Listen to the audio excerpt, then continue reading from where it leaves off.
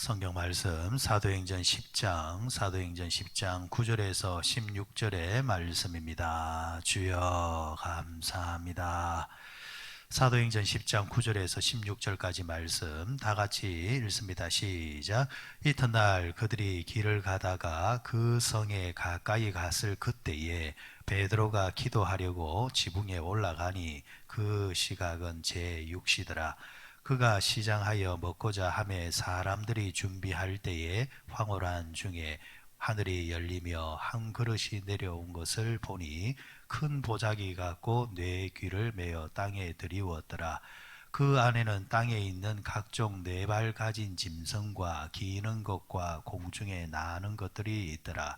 또 소리가 있으되 베드로야 일어나 잡아먹으라 하거늘 베드로가 이르되 주여 그러할 수 없나이다. 속되고 깨끗하지 아니한 것을 내가 결코 먹지 아니하였나이다 한데 또 두 번째 소리가 있으되 하나님께서 깨끗하게 하신 것을 내가 속되다 하지 말라 하더라. 이런 일이 세 번 있은 후 그 그릇이 곧 하늘로 올려져 가니라. 아멘. 사도행전 10장 고넬료에 관한 이야기를 우리가 지금 나누고 있습니다. 고넬료 이방 땅, 이방인으로서 성령을 제일 먼저 체험하게 되어지고, 그리고 또 하나님의 복음이 유대를 넘어서서 사마리아를 넘어서서 이제 세계화로 번져나갈 때에 그 입구에 서 있었던 길목에 서 있던 사람이 이제 고넬료인데, 이 고넬료 한 사람의 상징은 성교학적으로 보면은 아주 이제 중요한 의미를 가지고 있었다. 이 고넬료가 이렇게 이방인으로서 먼저 이렇게 성령을 받고 복음에 이제 문을 여는 사람으로서 택함을 받았던 이유는, 그것은 하나님의 계획이 하나님의 은혜겠지만은 또 이 고넬료가 인간적인 정면에서 보게 되어지면은 구제와 기도가 겸비되어졌던 사람이었다라는 것을 어제 우리가 함께 나누었습니다. 자, 그런데 이 과정에 있어서 이제 고넬료가 하나님께 택함을 받아서 성령을 받고 쓰임을 받는 그 길목에 있어서 그 쓰여졌던 이제 그 방법들, 그리고 과정들에 대한 이야기를 오늘 이야기를 하고 있습니다. 자, 먼저 하나님께서는 고넬료에게, 기도하는 고넬료에게 주의 사자를 통해서 말씀할 때에 주의 종을 불러라 이렇게 이야기를 해주고 있습니다. 자, 어제 봤던 말씀이죠. 어제 봤던 말씀에 5절에 보니까 내가 지금 사람들을 욥바에 보내어 베드로라는 시몬을 정해라 이렇게 이제 말씀을 주고 있습니다. 사실은 하나님께서 바로 고넬료에게 계시하셔도 되고 말씀을 주셔도 되고 다 되겠지만은 하나님께서 주의 종을 불러라 라는 말씀을 주고 있습니다. 이중적인 의미를 가지고 있습니다. 먼저 하나는 하나님께서 주의 종 베드로에게 주시는 또 하나님의 계획이 있고 뜻이 있겠죠. 여러분, 주의 종들도 그래요. 하나님의 일이기 때문에 하나님의 일을 이제 감당하지만은, 그런데 그 일을 감당하다 보면은 깨닫지 못했던 하나님의 신비한 일을 깨달을 때가 있습니다. 참 중요한 이야기입니다. 우리가 복음을 전하고 말씀을 전하지만, 주의 종들이 설교 사역을 하지만은 우리에게 맡겨주었던 일이기 때문에 감당하지만은 이 일을 감당하면서 미처 생각하지 못했던 하나님이 이런 계획을 가지고 계셨구나 라는 것을 깨닫고, 그 이후에 하나님이 주신 그 깨달음을 통해서 보다 더 하나님께서 기뻐하시는 쪽으로 가는 이제 주의 종들의 길도 있다라는 이야기입니다. 그러면서 여러분, 베드로는 어떤 사람이냐? 유대 밖을 나서지 않은 사람입니다. 좀처럼 안 나서는 사람이에요. 왜? 뼛속 깊이 그는 유대 피가 흐르고 있는 사람입니다. 여러분, 사람이 의식이 바뀐다는 것은 정말 힘듭니다. 예수를 믿고 복음을 받아들였다고 하지만은, 그러나 수십 년 동안 살아왔던 몸에 배어있던 그 관습들, 그리고 생각의 방식들, 이거 바꾼다라는 거, 말씀을 들으면서도 그 말씀을 자기화해가지고 자기 의식화해가지고 자꾸 해석을 하려고 하지, 새로운 것을 받아들이는 것은 정말 힘듭니다. 특히나 여자에 비해서 남자들은 더 합니다. 이제 그런 모습들이 베드로에게도 있단 말이죠. 그럼 베드로, 유대인들은 뼈속 깊이 배어있는 의식 중에 하나가 뭐냐면은 이방인들은 구원을 받지 못한다. 속된 말로 말하면은 사람은 유대인이요, 말하는 짐승이 누구냐? 이방인이라 생각했단 말이죠.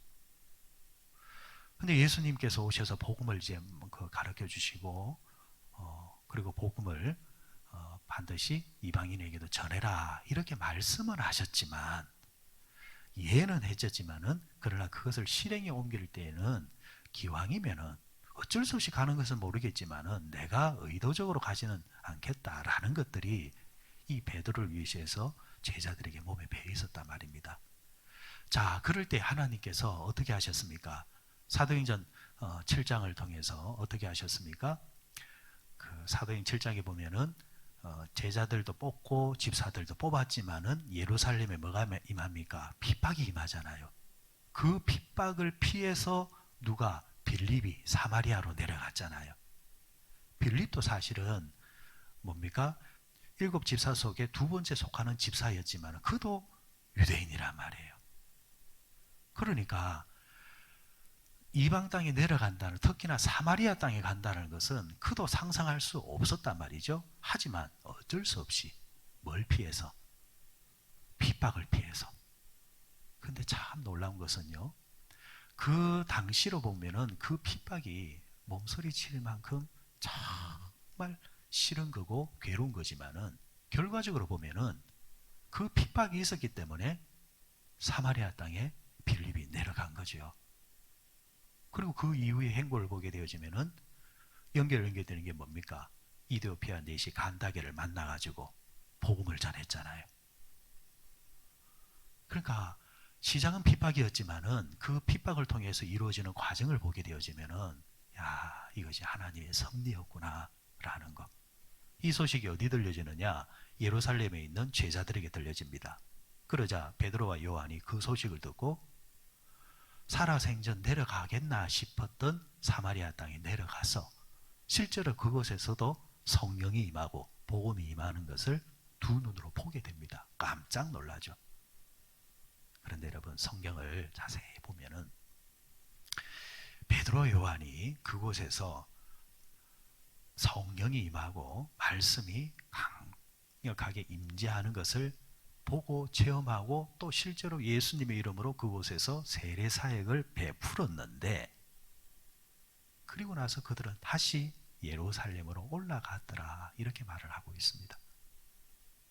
그에 반해서 빌립은 계속해서 성령의 인도함을 받아서 광야까지 가고 그곳에서 이디오피아 간다게 내시를 만납니다.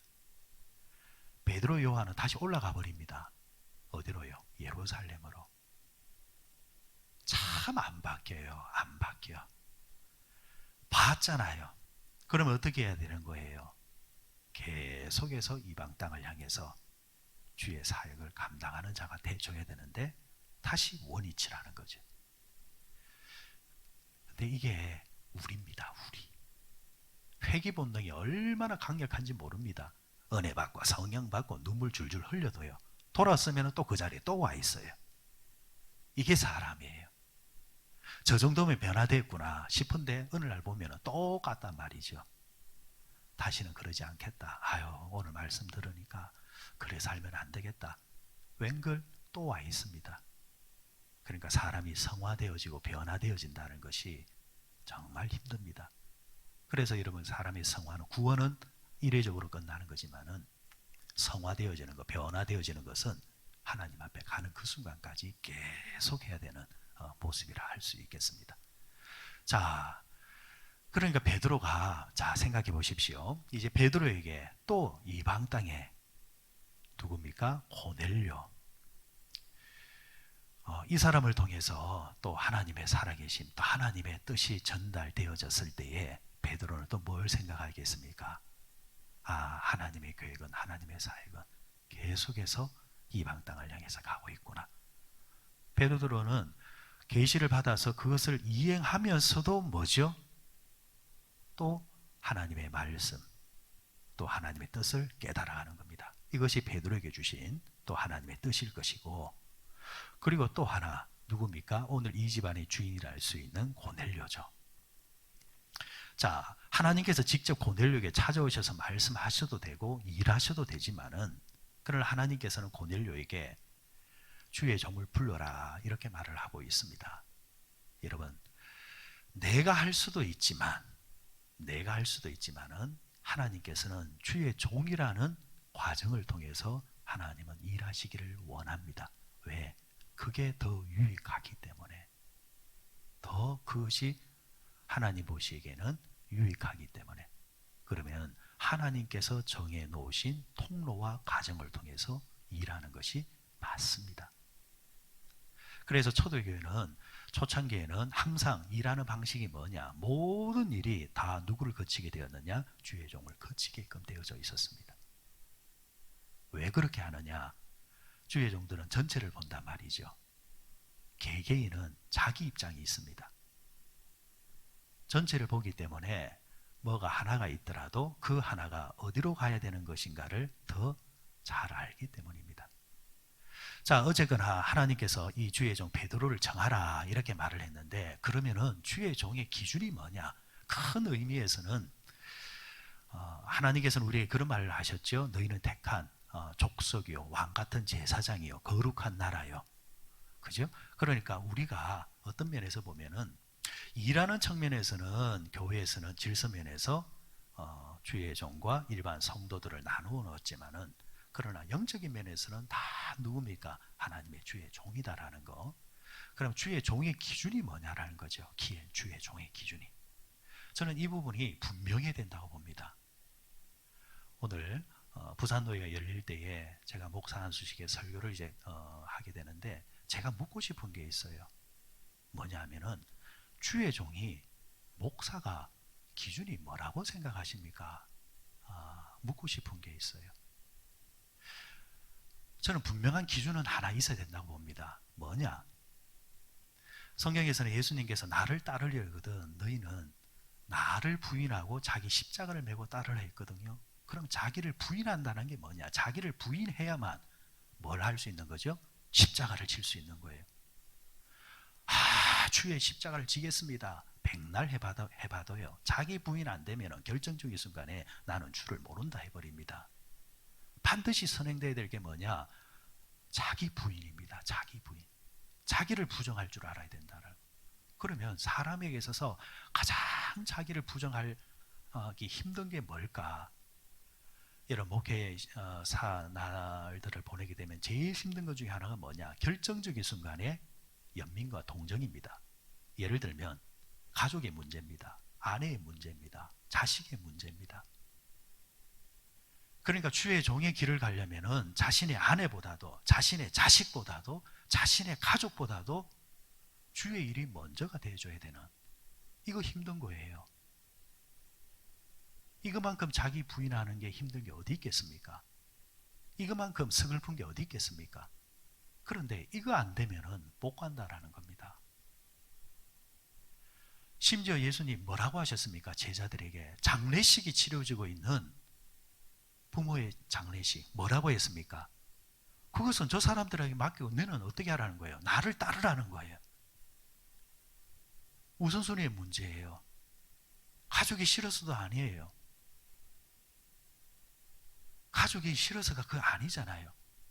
결정적인 순간에 우선순위를 어디 두냐는 거예요. 그러니까 자기 연민과 동정보다도 주의 말씀을 이루는 것이 먼저다. 이 기준이 있는 자가 주의 종이라는 겁니다. 그러니까 그런 주의 종을 청하라는 이야기입니다. 사꾼을 청하라는 것이 아니라, 결정적인 순간에 자기 단도리를 먼저 하는 사람을 청하는 것이 아니라, 결정적인 순간에 하나님의 나라와 하나님의 말씀을 먼저 선택하는 자를, 그런 주의 종을 해라. 왜? 하나님의 역사와 성령의 역사도 그 통로를 보면서 역사하는 겁니다. 자, 베드로가 그런 삶을 살았단 말이죠. 베드로. 여러분, 성경에 보면 베드로에 대한 이야기가, 에피소드가 여러 가지가 나오지만은, 저는 잊혀지지 않은 에피소드 중에 하나가 뭐냐면은, 베드로가 예수님을 따라 나섰을 때에, 제자로서 생활할 때에 가족 간에 문제가 하나 생겼습니다. 어떤 문제? 베드로의 장모가 열병으로 들어 누웠다라는 말씀이 나와요. 열병. 이 열병을 가만히 단어를 찾아 연구해 보니까 열병이 우리말로 뭐냐니까 화병이었습니다. 화병. 그러니까 베드로 장모가 우라통이 터져가지고 화병이 나가지고 들어 누운 거예요. 그럼 여러분, 베드로 장모가 왜 화병이 생겼을까? 저는 상상이 그렇습니다. 딸 시집 보내놨더만 사위라는 작자가 예수라는 사람을 따라 나서가지고 더 이상 처자식을 책임을 안 지는 거예요. 멀쩡한 고깃배 놔두고 돈 안 되는 일을 자꾸 쫓아간단 말이에요. 그럴 때 여러분, 딸 가진 부모 입장에서 화가 나겠습니까? 안 나겠습니까? 나죠. 화병이 나죠. 화병이 나요. 근데 성경에 보면은 예수님이 베드로가 말하지 않아도 어느 날 베드로 장모 집에 신방을 가셔서 그 베드로의 장모의 화병을 치유해 주십니다. 그리고 그 뒤의 모습을 보면 그 베드로 장모 또한 예수님을 만나고 영접하고 예수님 사역의 일꾼으로 바뀌어버리는 것을 보게 됩니다. 이처럼 여러분들, 우리가 이렇게 주의 종의 길을 가거나 아니면 평신도로서 종의 삶을 살게 될 때에 이처럼 여러분, 우선순위의 삶에 문제가 생길 때가 있습니다. 이 우선순위의 문제가 생길 때마다 항상 주의 말씀이 우선이면 그 사람은 주의 종이 맞고, 그러나 자기가 우선이면 결코 그것은 주의 종이 아니라 사람의 종이라 이렇게 말할 수밖에 없는 거죠.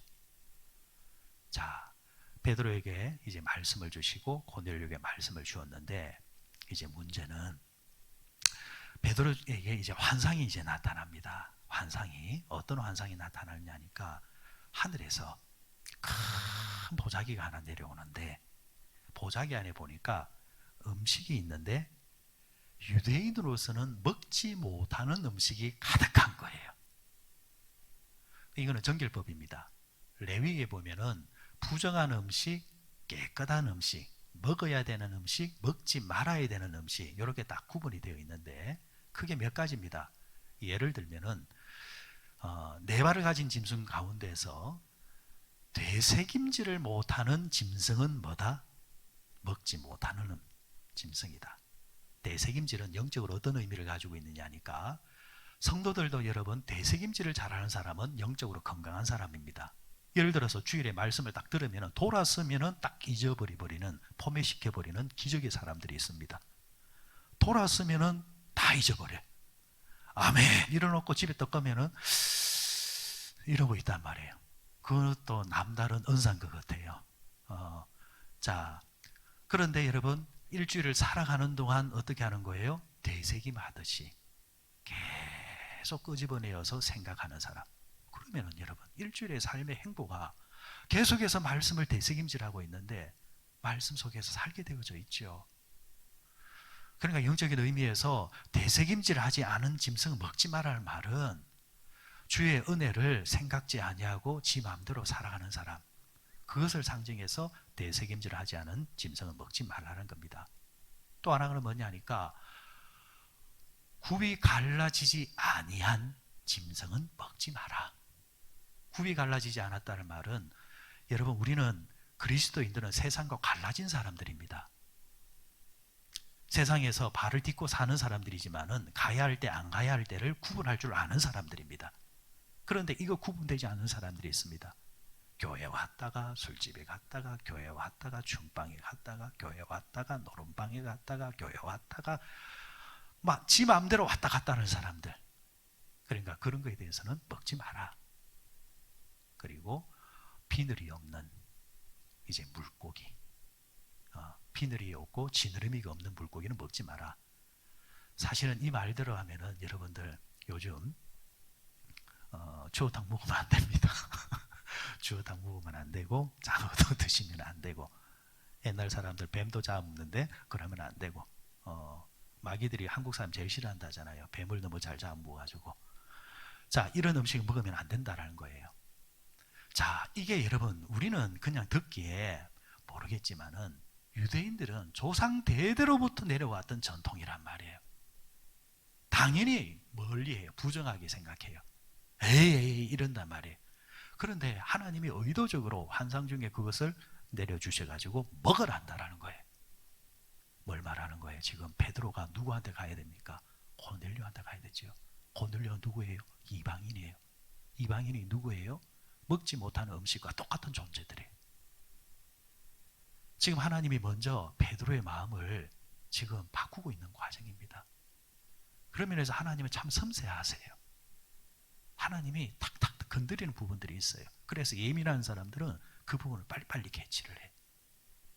자, 하나님이 베드로에게 그렇게 환상 중에 말씀하시면서 먹으라. 오늘의 말씀의 결론입니다. 그러면은 베드로가 이런 음식에 대해서 안 먹겠습니다. 못 먹겠습니다. 한 이유가 뭘까요? 나름대로의 음식의 거룩과 정결의 기준이 있기 때문에. 경건의 기준이 있기 때문에. 그러면 도대체 뭐가 경건이냐는 거예요. 이게 오늘 말씀의 결론입니다. 뭐가 경건이냐는 거예요. 여러분, 뭐가 경건이냐 하면은 내가 먹지 싫지만은 하나님이 먹으라면은 먹는 게 그게 경건입니다. 내가 가기 싫지만은 하나님이 감동으로 가라 하면은 그 말씀에 순종하는 게 경건이라는 거예요. 내 몸에 배어있는 내 생각과 내 철학과 내 신념 속에서 그걸 지키며 살아가는 게 경건인 거겠지요? 아닙니다.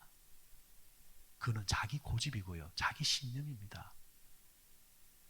그 신념도 거스르면서까지 하나님의 말씀 기준에 맞춰서 살아가고자 하는 몸부림치는 게 그게 자기 하나님이 우리에게 부여하신 경건입니다. 할 수 없는 것을 안 하는 것이 능력이 아니고요. 할 수 있는데도 안 하는 게 그게 능력입니다. 베드로가 결국은 하나님 말씀에 순종을 하죠. 말씀을 맺겠습니다. 예전에 어떤 그 한의사 한 분이 집사님 한 분이 저하고 이야기하다 그런 말을 하더라고요. 제가 참 의미 있게 그 가슴에 담고 저도 또 그걸 또 잘 지키고 있습니다. 뭐냐면 한때 그런 말을 많았거든요. 사람은 체질이 뭐냐?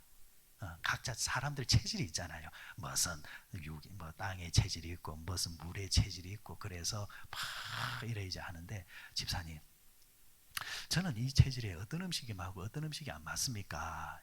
하니까 집사님이 툭 한 달 말 이런 말을 해요. 그때는 전사 때인데 전사님은 앞으로 살아가는 동안 교인들이 주는 음식은 제일 좋은 음식이라 생각하며 드시면 됩니다. 이런 무슨 말인 줄 아시겠습니까? 저는 그 말이 정말 옳다고 봅니다. 가리지 말라는 거예요.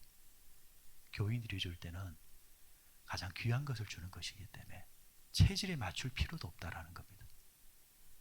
그게 목회의 길이고 목양의 길이다라는 것. 그런데 그런 음식 중에는 또 이런 것도 있습니다. 정말 못 사는 집에 갔을 때입니다. 판자촌입니다. 옛날에는 커피 한 잔 내놓는 게 정말 귀한 겁니다. 근데 커피를 내놓는데 요즘처럼 봉지 커피가 어디 있습니까? 병에서 끓여서 내는데 이게 습기가 차가지고 그걸 뻔히 보는데 이게 먹어야 되나 말아야 되나. 심지어는 그 검은 것 안에 뭐가 기가 하는 거 없고. 그런데 눈이 어두운 사람은 그걸 끓여서 그냥 물에 태워주는데 마셔야 되나 말아야 되느냐. 그때 딱 마음에 스치는 것이 교인들이 주는 것은 가장 귀한 것입니다. 그거 먹어도 탈 없더라고요. 괜찮더라고요. 여러분, 뭐가 경건이고 뭐가 능력이냐. 때로는 연민도, 동정도, 가족이나 내가 가장 귀하게 생각하는 사람이나 아니면 내 신념이라 할지라도 그걸 거스르면서까지 주의 말씀을 이해하고 지키고 순종하는 것, 그게 경건이고 능력이라는 것. 오늘도 하나님은 우리 믿는 자들을 통해서 일하고 계십니다. 오늘도 이 기도하시길 바랍니다.